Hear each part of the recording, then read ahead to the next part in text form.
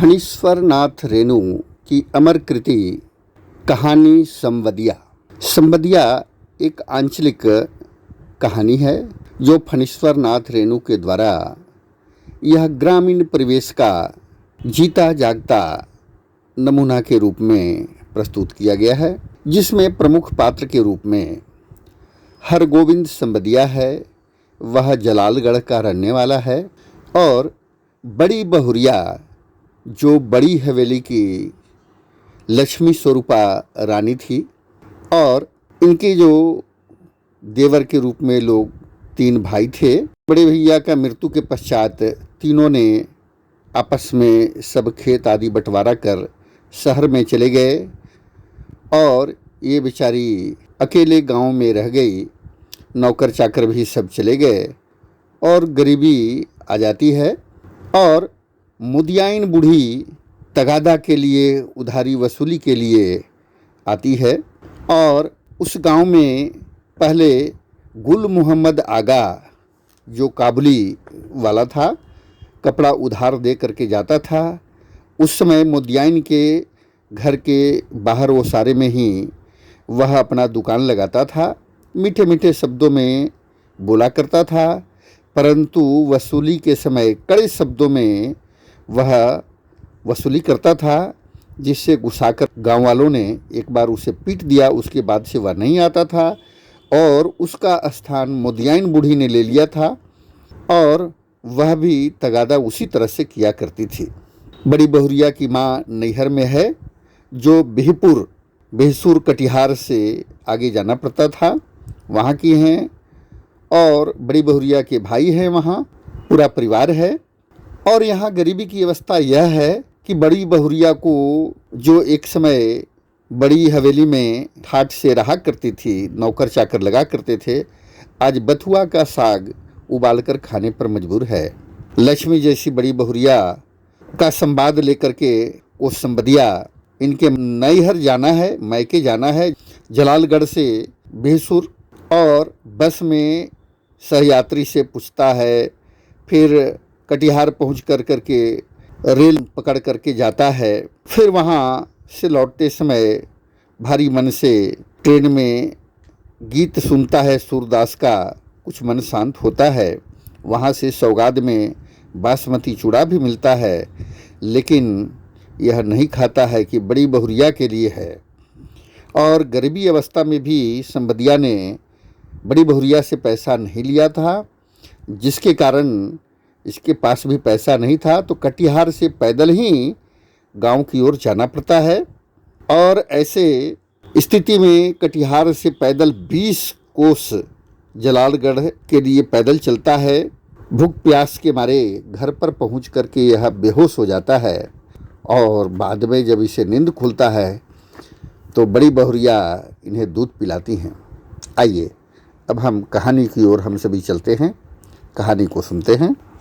संवदिया। हरगोविंद को अचरज हुआ, तो आज भी किसी को संवदिया की ज़रूरत पड़ सकती है। इस जमाने में जबकि गांव-गांव में डाकघर खुल गए हैं, संवदिया की मार्फत संवाद क्यों भेजेगा कोई।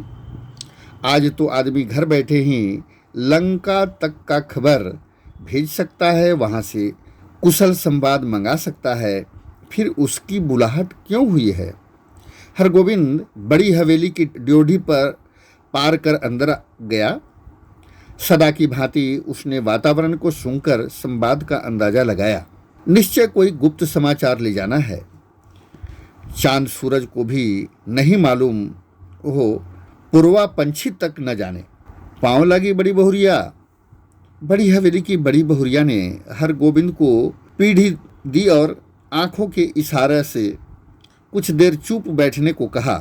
बड़ी हवेली अब नाम मात्र की बड़ी हवेली है, जहां दिन रात नौकर चाकरों और जन मजदूरों की भीड़ लगी रहती थी, वहां आज हवेली की बड़ी बहुरिया अपने हाथ से सूप में अनाज लेकर झटक रही है।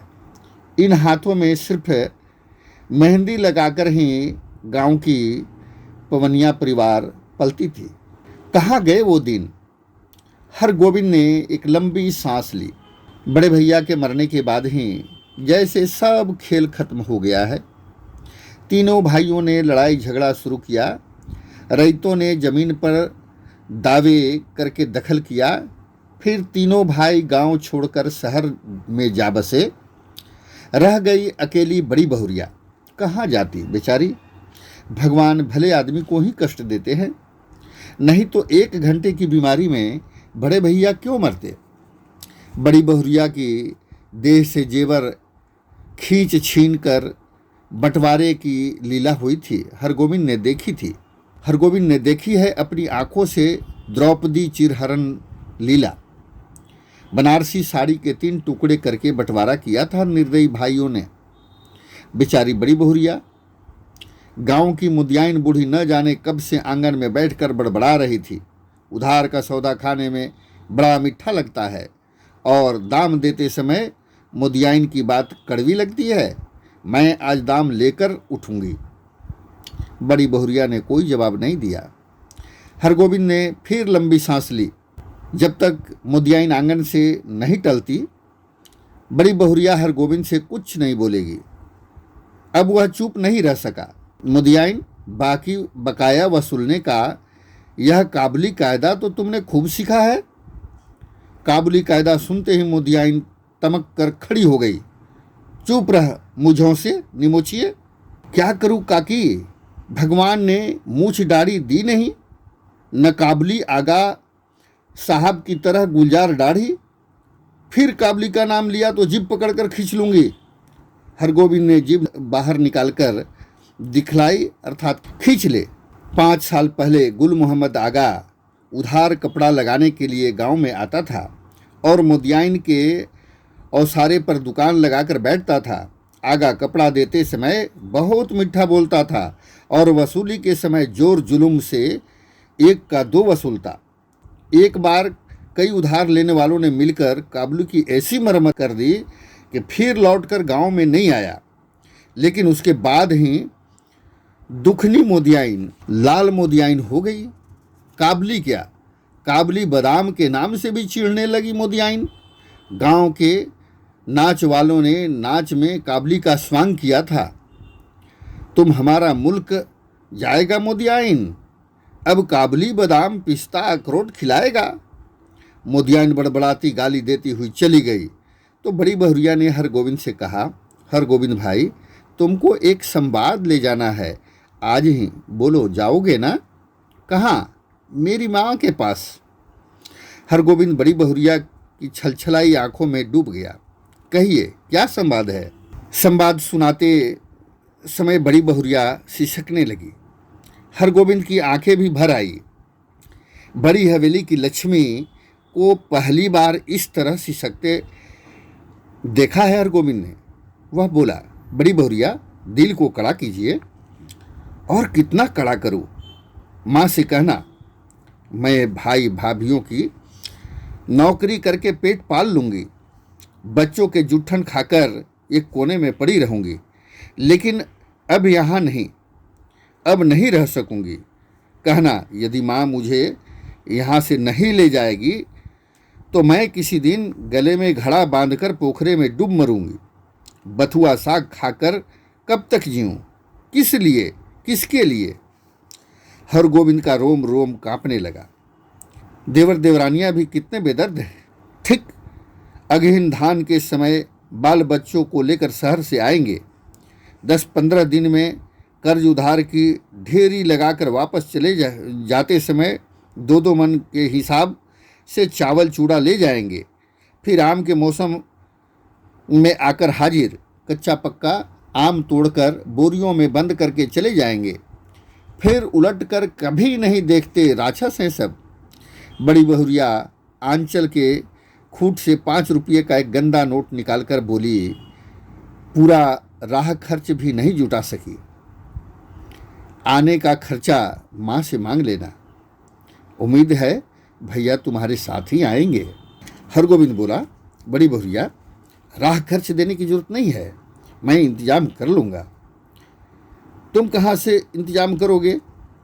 मैं आज 10 बजे की गाड़ी से ही जा रहा हूँ। बड़ी बहुरिया हाथ में नोट लेकर चुपचाप भावशून्य दृष्टि से हरगोविंद को देखती रही। हरगोविंद हवेली से बाहर आ गया।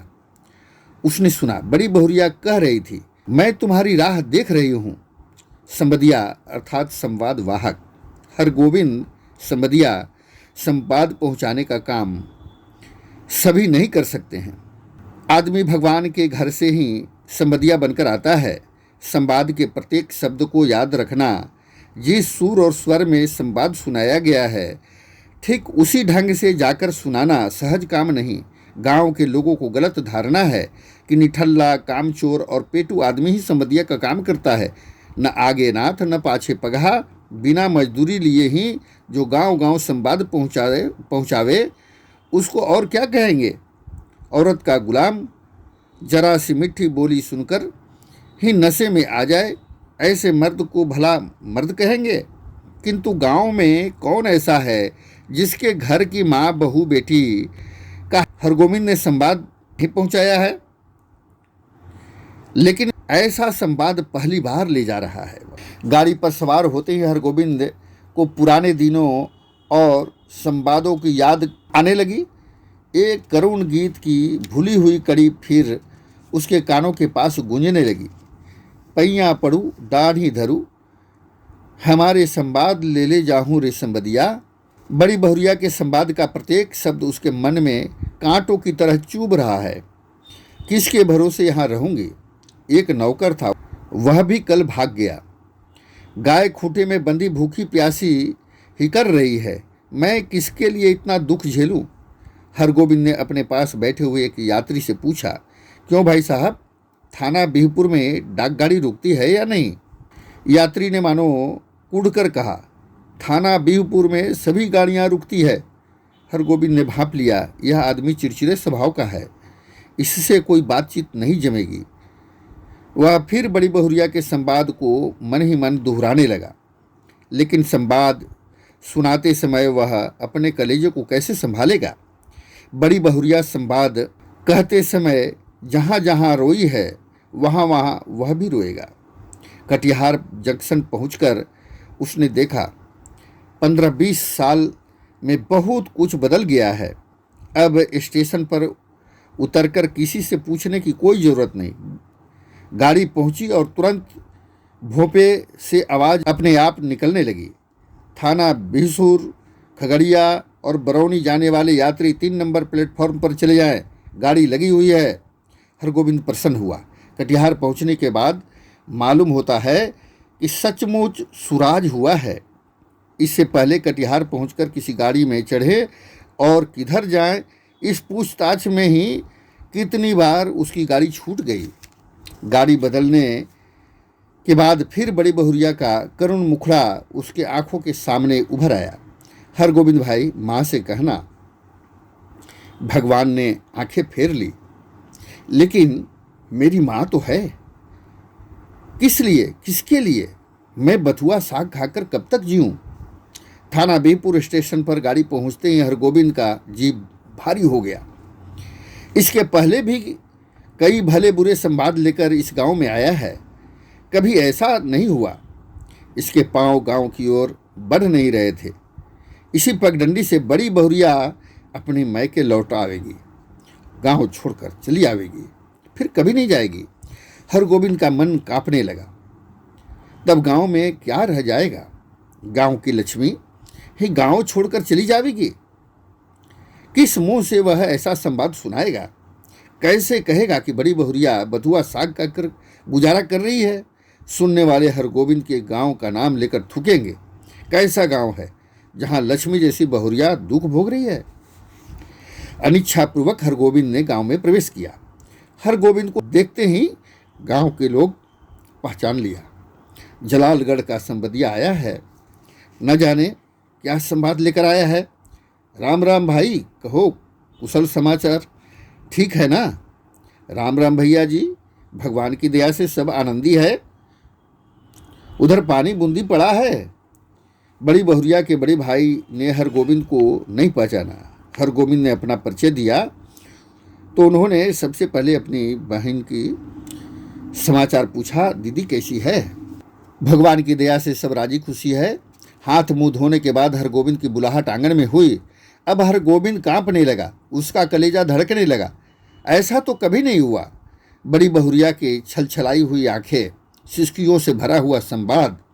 उसने बड़ी बहुरिया की माता को पाँव लागी की। बूढ़ी माता ने पूछा, कहो बेटा, क्या समाचार है? माई जी, आपके आशीर्वाद से सब ठीक है। कोई संवाद? संवाद? जी संवाद तो कोई नहीं। मैं कल ससरिया गांव आया था तो सोचा कि एक बार चलकर आप लोगों का दर्शन कर लें।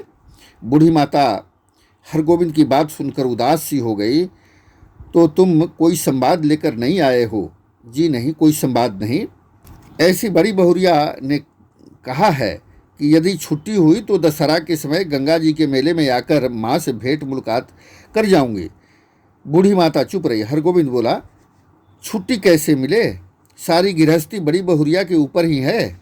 बूढ़ी माता बोली, मैं तो बबुआ से कह रही थी जाकर दीदी को लिवा लाओ, यहीं रहेगी। वहाँ अब क्या रह गया है? जमीन जायदाद सब तो चल ही गई। तीनों देवर अब शहर में जाकर बस गए। कोई खोज खबर नहीं लेता। मेरी बेटी अकेली है। नहीं माए जी, जमीन जायदाद अभी भी कुछ कम नहीं है। जो है वही बहुत है। टूट भी गई है तो आखिर बड़ी हवेली ही है, स्वांग नहीं। यह बात ठीक है, मगर बड़ी बहुरिया का तो सारा गांव ही परिवार है। हमारे गांव की लक्ष्मी है बड़ी बहुरिया। गांव की लक्ष्मी को छोड़कर शहर कैसे जाएगी? यूँ देवर लोग हर बार आकर ले जाने की जिद करते हैं। बूढ़ी माता ने अपने हाथ हरगोविंद को जलपान लाकर दिया। पहले थोड़ा जलपान कर ले बबुआ। जलपान करते समय हरगोविंद को लगा कि बड़ी बहुरिया दलान पर बैठी उसकी राह देख रही है। भूखी प्यासी रात में भोजन करते समय भी बड़ी बहुरिया मानो सामने आकर बैठ गई। कर्ज उधार अब कोई नहीं देते नहीं। एक पेट तो कुत्ता भी पालता है, लेकिन मैं माँ से कहना। हरगोविंद ने थाली की ओर देखा। दाल भात, 3 किस्म की भाजी, पापड़, घी, अचार। बड़ी बहुरिया बथुआ साग उबाल कर खा रही होगी। बूढ़ी माता ने कहा, क्यों बबुआ, खाते क्यों नहीं? माए जी, पेट भर जलपान जो कर लिया है। अरे जवान आदमी तो 5 बार जलपान करके भी 1 थाल भात खाता है। हरगोविंद ने कुछ नहीं खाया नहीं गया। संबदिया डटकर खाता है और अफर कर सोता है, किंतु हरगोविंद को नींद नहीं आ रही है। यह उसने क्या कर दिया? वह किस लिए आया था? वह झूठ क्यों बोला? नहीं, सुबह उठते ही बूढ़ी माता को बड़ी बहुरिया की सही संवाद सुना देगा। अक्षर माए जी, आपकी इकलौती बेटी बहुत कष्ट में है। आज ही किसी को भेजकर बुलवा लीजिए, नहीं तो सचमुच कुछ कर बैठेगी। आखिर किसके लिए वह इतना सहेगी? बड़ी बहुरिया ने कहा है भाभी के बच्चों के जूठर खाकर एक कोने में पड़ी रहेगी। रात भर हरगोविंद को नींद नहीं आई। आंखों के सामने बड़ी बहुरिया बैठी रही, सिसकती, आंसू पोंछती हुई। सुबह उठकर उसने दिल को कड़ा किया। वह संबदिया है, उसका काम है सही संवाद पहुंचाना। बड़ी बहुरिया का संवाद सुनाने के लिए बूढ़ी माता के पास जा बैठा। बूढ़ी माता ने पूछा, क्या है बबुआ, कुछ कहोगे? माई जी, मुझे इसी गाड़ी से वापस जाना है, कई दिन हो गए। अरे इतनी जल्दी क्या है, 1 आध दिन रहकर मेहमानी कर लो। नहीं माई जी, इस बार आज्ञा दीजिए। दशहरे में मैं भी बड़ी बहुरिया के साथ आऊँगा, तब डटकर 10-15 दिन तक मेहमानी करूँगा। बूढ़ी माता बोली, ऐसी जल्दी थी तो आए ही क्यों? सोचा था बिटिया के लिए दही चूड़ा भेजूंगी, सो दही तो नहीं हो सकेगा। आज थोड़ा चूड़ा बासमती धान का लेते जाओ। चूड़ा की पोटली बगल में लेकर हरगोविंद आंगन से निकला तो बड़ी बहुरिया के बड़े भाई ने पूछा, क्यों भाई, राह खर्च है तो? हरगोविंद बोला, भैया जी, आपकी दुआ से किसी बात की कमी नहीं है। स्टेशन पहुंचकर हरगोविंद ने हिसाब किया। उसके पास जितने पैसे हैं उससे कटिहार तक का टिकट वह खरीद सकेगा, और यदि चवन्नी नकली साबित हुई तो सैमपुर तक ही। बिना टिकट के वह एक स्टेशन भी नहीं जा सकेगा। डर के मारे उसकी देह का आधा खून सूख जाएगा। गाड़ी में बैठते ही उसकी हालत अजीब हो गई। वह कहाँ आया था, क्या करके जा रहा है, बड़ी बहुरिया को क्या जवाब देगा। यदि गाड़ी में निर्गुण गाने वाला सूरदास नहीं आता तो न जाने उसकी क्या हालत होती। सूरदास के गीतों को सुनकर उसकी जी स्थिर हुआ थोड़ा कि अहो रामा, नैहर आके सुख सपन भयो अब, देश पिया के डोलिया चली, माई रो मती यही कर्म गति। सूरदास चला तो उसके मन में बैठी हुई बड़ी बहुरिया फिर रोने लगी। किसके लिए इतना दुख सहूं। 5 बजे भोर में कटिहार स्टेशन पहुंचा। भोपों से आवाज़ आ रही थी, बैरगाछी कुशियार जलालगढ़ जाने वाले यात्री 1 नंबर प्लेटफॉर्म पर चले जाएं। हरगोविंद को जलालगढ़ जाना है, किंतु वह 1 नंबर प्लेटफॉर्म पर कैसे जाएगा। उसके पास तो कटिहार तक का ही टिकट है। जलालगढ़ 20 कोस है। बड़ी बहुरिया राह देख रही होगी। 20 कोस की मंजिल भी कोई दूर की मंजिल है, वह पैदल ही जाएगा। हरगोविंद महावीर विक्रम बजरंगी का नाम लेकर पैदल ही चल पड़ा। 10 कोस तक वह मानो बाई के झोंक पर रहा। कस्बा शहर पहुंचकर उसने पेट भर पानी पी लिया। पोटली में नाक लगाकर सूंघा।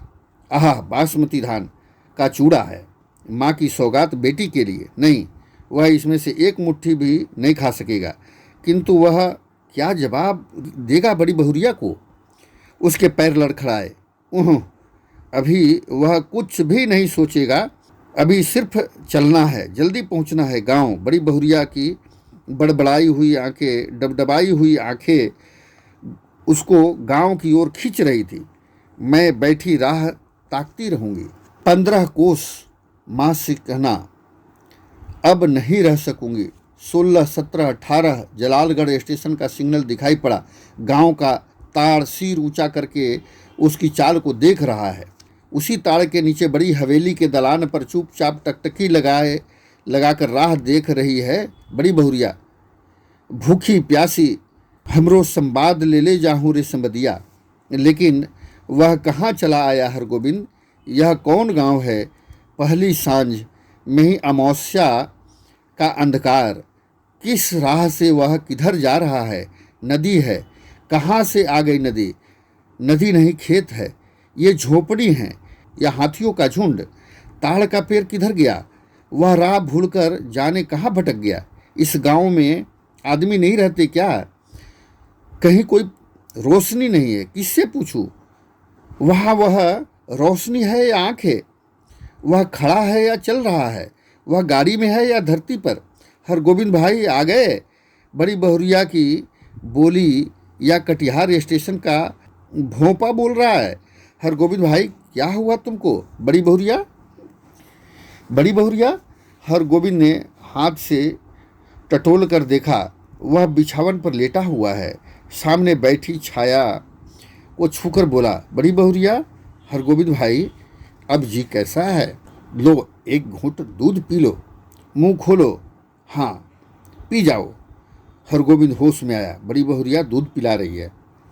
उसने धीरे से हाथ बढ़ाकर बड़ी बहुरिया का पैर पकड़ लिया।